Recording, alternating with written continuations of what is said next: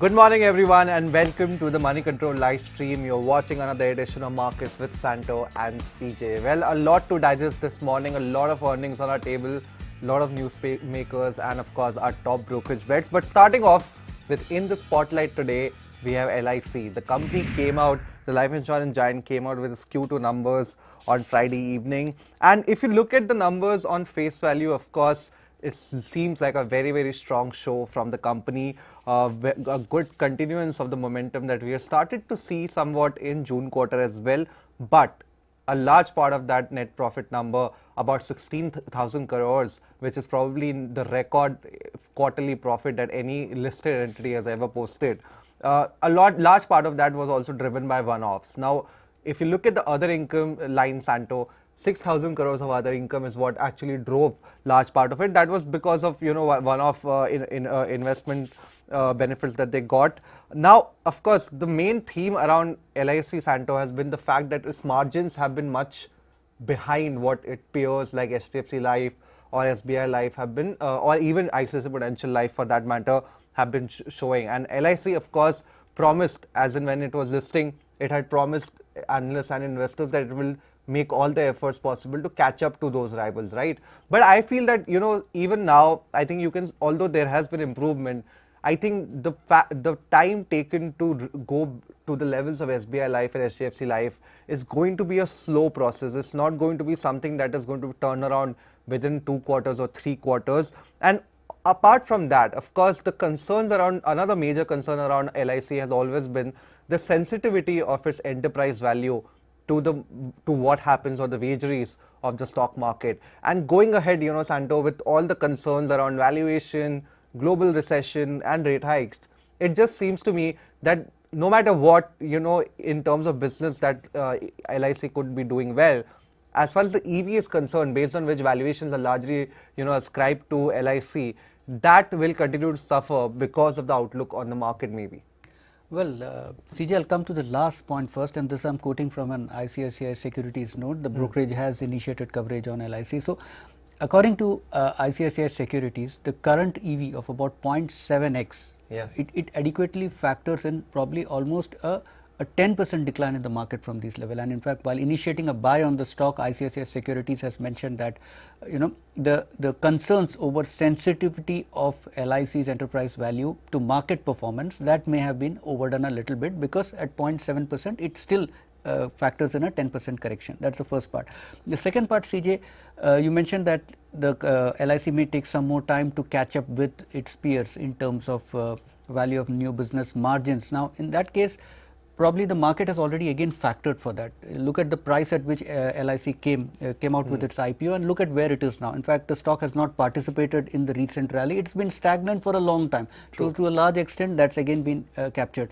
Now, the thing is, you can't really ignore some of the big picture numbers here for LIC, clearly in terms of its dominant market share, 68% market share even at these levels, close to about 1.3 million agents, 71% market share in new individual policies issued, 86% market share in group policies. So, it's quite a giant out there. Now, the big concern, VNB, the value of new business margin, where other insurance companies have been moving ahead, right? Now, LIC is now trying to get there. It could, you're right, maybe it could take some time there, but that is one of the levers probably that the market is not fully appreciating at this point in time. It's changing, it's increasing the proportion of non-participating policies, which means that lesser surplus to be shared with shareholders. So, this is going to take time, CJ, but I would say at this point in time, maybe the market has factored in all the negatives. That can be seen from the fact that stock fell,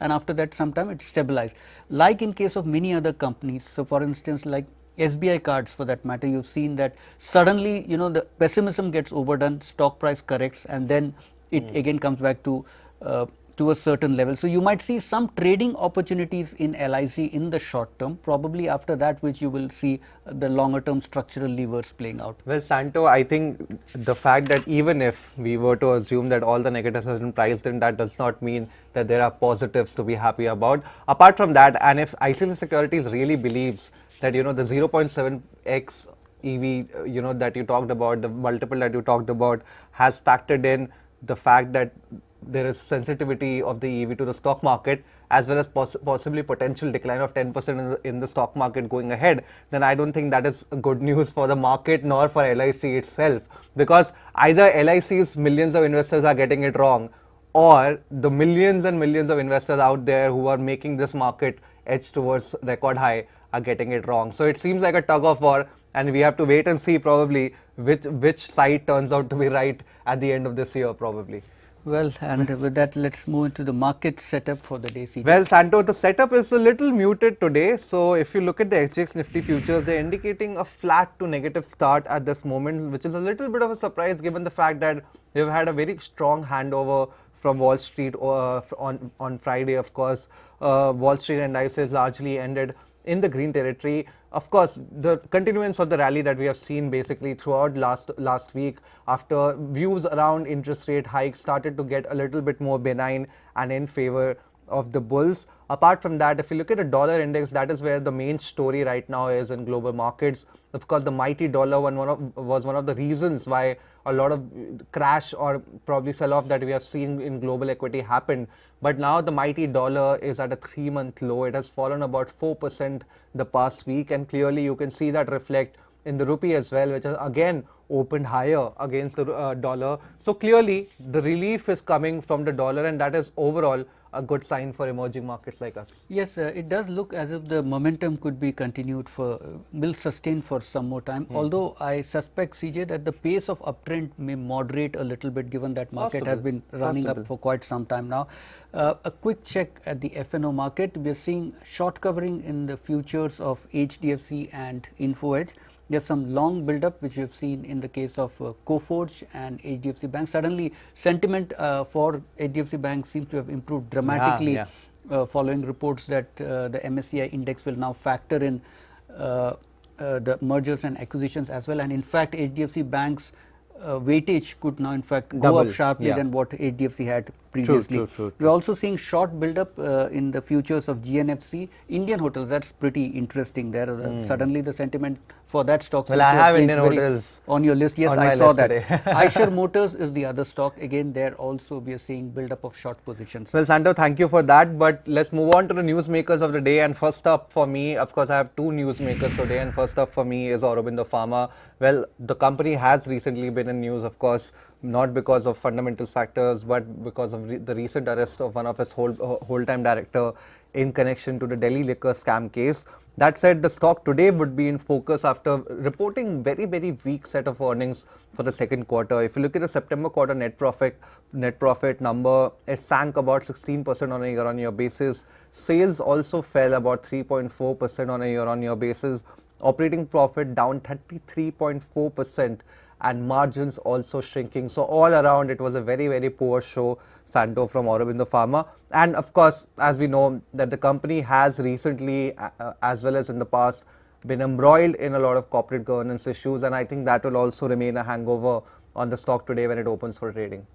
Well, Godrej Properties is my newsmaker of the day. The company has been declared the highest bidder for 2 adjacent land parcels in Noida for 377 crore rupees, and the land will have an estimated developable potential of approximately 3.2 million square feet. Well, Santo, the second newsmaker of the day today is BHEL. The PSU stock, of course, came out with its earnings for the second quarter, and the performance was not as good as it was expected. We had the weak set of numbers from the company coming in. If you look at the operating losses of the company, those have widened to about 243.9 crores on a year-on-year basis in the September quarter. Revenues barely grew. I mean, they grew only 1.8% on a year-on-year basis, and the net profit number was also quite minuscule, about in the range of about 10 to 12 crores, and therefore, of course, Goldman Sachs, which has a rating, sell rating on the stock, they have retained that sell rating. And more concerningly, they have said that the path to profitability for BHEL currently seems to be very uncertain. They are now expecting the company to turn EBITDA positive, most likely in FY24 or FY25, which is much of a delay from the expectation being around FY23, which was one of the reasons why the stock was so much in demand back in 2021, Santo. Well, and with that we move to the hot brokerage bets for this morning, starting with Alchem Labs. Now Nomura has downgraded its rating on the stock to neutral and has also slashed the target price to 3,487. The company itself has lowered its guidance for FY23, and that is the trigger for this negative rating. The margins for the second quarter were about 4.69 percentage points below estimates. EBITDA also missed estimates by close to about 23%, and net earnings have been close to about 29% below estimates. It started looking like a bad day for pharma companies. Talking of brokerage bets, my top brokerage bet or stock to watch out for would be Indian Hotels. A report came in from JP Morgan after the company's earnings, and the brokerage firm has actually downgraded the stock apparently to a neutral rating from a buy rating earlier. The downgrade, in their opinion, is largely driven by the fact that at this point of time, the stock is quoting at peak valuation and market expectation itself is at its peak. And generally, when those two combinations are, at their work, it tends to get bad for any company or any sort of stocks, because after a point of time, expectations become too high for any company to be able to outperform them on a continuous basis. That said, the brokerage has also trimmed its FY23 to FY25 EBITDA estimate by about 2 to 9% going ahead. So clearly, at this point of time, Santo, JP Morgan is taking a contra call on Indian Hotels. And also now let's move to the stocks on our watch list this morning, beginning with ABB India. So CJ, we've been debating quite a bit about the capital goods story, and quarter after quarter, the key companies in the sector have been delivering quite well, I must say. ABB is the latest. It's come out with a strong set of second quarter earnings. Let's quickly take a look at the market before we continue with the stocks. A slightly positive start for the Nifty. It's up about 26 points in early trade. Market breadth though fairly positive. 1,468 stocks up and 600 stocks down. So all the action still is largely in second line stocks at this point in time. The Nifty mid cap is flattish at this point. Nifty Bank has opened slightly lower. So I think some signs of fatigue as far as the bulls are concerned. Yeah, possibly, Santo, but I think the small cap names are the one where all the action is today. The Nifty small cap 100 index is higher by about 0.4%. If you look at sectorally, Nifty Bank is doing relatively okay at this point of time. I think the Nifty Bank index, if we can have the chart, it's about flat in the flat territory. Nifty Auto is I think in the negative territory, and some of the other sectors such as realty and IT also taking a bit of a knock. But Santo, surprisingly, I think if you look at the India VIX index, I think if we can have that chart up, the India VIX index is actually higher by about 2.2%. That is a bit of a surprise given the fact that generally you have not seen any sort of negative news flow emerging at this point of time. In fact, in terms of news flow, macro news flow, good news was coming out of China, over the weekend, with some of the COVID norms there being relaxed, which is a good signal overall for global trade as well as inflation is concerned. So I think overall a flattish start, but let's hope probably that the market will pick up steam later in the day. Well, and continuing with ABB, the order book is up about 38% year on year, and now the order backlog stands at a little over 6,500 crore rupees. And most importantly, in a tough environment, CJ, the company has still managed to maintain its margins, and that's no mean feat. Clearly, I think if you look at order inflow as well as revenue, I think that was never a surprise that was going to be strong because of the commentary that we have been seeing from ABB India. But I think that margin performance is something that is going to make the market quite happy. But that said, Santo, if you look at ABB India's chart recently, there has, a profit booking spell has creeped into the stock. I think after hitting its high a few months ago, the stock has been languishing a little bit, and you can clearly see that in the technical charts if you see the past 6 months or even the past 3 months as well. Apart from that, the stock is currently trading below its 50-day moving average, which generally is an indication that the momentum is quite weak. Even on RSI, readings or relative strength index readings, the readings are close to 50 mark, which is even below the neutral zone and probably indicating that it's heading towards the oversold zone. So possibly there is scope for some bit of more profit booking to come in onto this counter.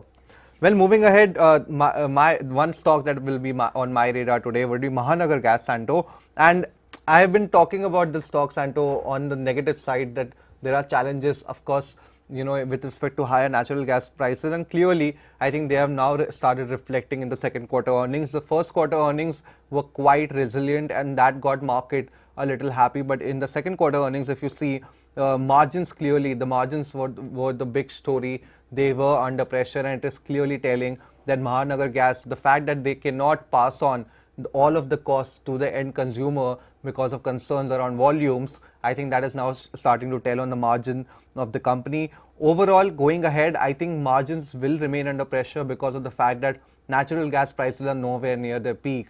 6 months ahead, if you look at the next revision of natural gas prices in India, that will happen in April, it is very, very likely that after a shortage in Europe, probably during the winter because of peak demand, you would see natural gas prices going higher even in April, and therefore I fear that the worst of margin pressure may not be over for Mahanagar Gas. Well, CJ, hard to make a strong case for Mahanagar Gas at this point in time. Clearly, the effects of higher gas prices are pinching the margins, and you've also seen that in the market reaction to the price performance of the stock, it's been in a narrow range. But again, if you look at the price graph, it also seems to tell you that maybe the market has already factored in the worst at this point in time. And let's not forget, CJ, that the structural story of rising gas demand in this country still remains intact. Yes, you've seen gas prices continuously rise for a while now, and maybe it could carry on for at least another couple of quarters. But at some point when gas prices do cool down a bit, you're going to see a dramatic re-rating for these stocks, because even in adverse conditions, these companies have managed to show that, like you mentioned, the first quarter, where despite the odds being stacked against the company, it managed to protect its margin and come out with a good performance, which was not possible in the second quarter. But there also it shows the operating efficiency of a company like Mahanagar Gas, and that it would be able to do very well once gas prices start coming off. Well, Santo, still not giving up on Mahanagar's side, it seems. Yeah, Thermax, next stock on our watch list. Again, like ABB, good set of numbers there, and the best part has been the sustained improvement in its order book now, which has now climbed up to about, the order backlog has climbed up to about 9,500 crore, and that's up 46% year on year. Very impressive. So again, also the company has been able to maintain its margins at close to about 7%. So all in all, good strength across all its business verticals. That's what the company said in its earnings press release. So again, CJ, the stock on the price graph, it seems to be showing some signs of profit booking consolidation, but near-term outlook, I would say, for the company is pretty positive. Yeah, I mean, if they continues to deliver these sort of numbers, I think clearly the stock is in good hands at this point of time. Yeah, not too much to argue here, Santo. If you look at the earnings performance, there is not much chink in the armor, even on the margin side, where there were supposed to be difficulties with respect to execution because of supply side issues that have been continuing to plague a lot of capital goods companies. I think even there, I think the company has managed to hold off quite well, and clearly I think this stock will likely be rewarded quite well by the market going ahead. Last stock is Godfrey Phillips. Now the market suddenly appears to have taken a shine to the stock, CJ. It's had a spectacular run over the last almost now 2 months. Just like its the older brother ITC probably in the industry. Yeah, and the second quarter numbers have also been pretty strong. If you look at it sequentially, almost a 25% increase in its top line, and net profit is up by close to about 40%. So good performance. Although investors who have been holding onto the stock for a long term, let's say about 8 years or so, they have little reason to cheer at this point, because the stock price has been fairly volatile, ups and downs, but it's not gone anywhere for the last many years now. Probably at this time they must be hoping that things do change for the better. Well, I mean, with tobacco companies, Santo, the regulatory risk has always been the issue, and I fear that probably with the budget around the corner, you might again start seeing those sort of traders coming in, probably starting to short sell the stock on fears of any sort of probably taxation move, although that seems very, very unlikely at this point of time. But I would like to look at Godfrey Phillips largely from a technical angle, because if you look at the technical charts, clearly it is indicating that the recent rally that the stock has had has now brought it into very extreme overbought levels at current prices. If you look at the RSI reading, it's anywhere above 75. MFI or money flow index reading is above 85 at this point of time. So clearly there is an incentive for traders out there to book some of their profits that they might have seen the past few months. And I think also Santo Godfrey Phillips, much like ITC, also worked as a good hedge against market volatility, being a defensive sort of a setup or a defensive sort of stock. But with the recent shift in towards growth focused stocks because of the view that interest rates in the future may get lower, I think it is possible that some of the money that has flowed into the kinds of ITCs and Godfreys of the world may start shifting towards growth stocks, and I think that could possibly put some pressure on the stock going ahead. Well, that just reacting to that point you made about higher excise duty, somehow that doesn't seem to dampen demand for tobacco. And if you look at the numbers of Godfrey Phillips also, that seems to be the case. And now you're saying about the shift from defensive to growth, and while Godfrey Phillips does appear to be a defensive stock of sorts, but if you look at the earnings growth, it's been pretty consistent True. over the years, just that market has really not been appreciating that, and currently at about 15 times trailing 12-month P, the stock is not very expensive either. Of course, you can't compare it with ITC simply because ITC has many more lines of businesses. Yeah, absolutely. But I would say that at purely if you look at the tobacco side of the business, that's showing good growth at this point. Absolutely, Santo, and I think we have just enough time to take one query from our viewers, and thank you guys for keeping on posting them. Do not worry, we will take them up in subsequent shows, probably in our stock takes or on our brokerage bets. But Santo, question coming in from Sunil N on our thoughts for Sharda Crop Chemicals or Crop Chem. Now, I think if I remember, their second quarter earnings were quite weak, clearly indicating the pressure that their European business, because they have a large focus on Europe and North America, and the European business has been under pressure in the second quarter. Also not because that there is an ongoing drought in Europe, especially in Southern Europe, which is affecting demand there, but also because of the fact that the sharp appreciation that the rupee has seen against the euro, or the euro has seen against the dollar over the past quarter, that has clearly affected earnings. That said, in the third quarter, in December quarter, if this current depreciation of the dollar continues, Santo, I think there could be some relief on the forex front, and probably that could help the margin performance overall for the company, which was pretty weak in the second quarter. Well, I agree with most points that you have made there. Again, the price performance of the stock also seems to show that the outlook on near-term earnings growth, that remains a bit muted. In fact, the stock had started coming off some time back, and this trend could likely persist given that the earnings side of the picture is not being supportive. Absolutely. I think, Santo, we can wrap it up. Yes, that's a wrap. And once again, thanks for writing in and sharing your feedback. We look forward to more of those. And guys, keep following us on the social media links that you can see at the bottom of your screen.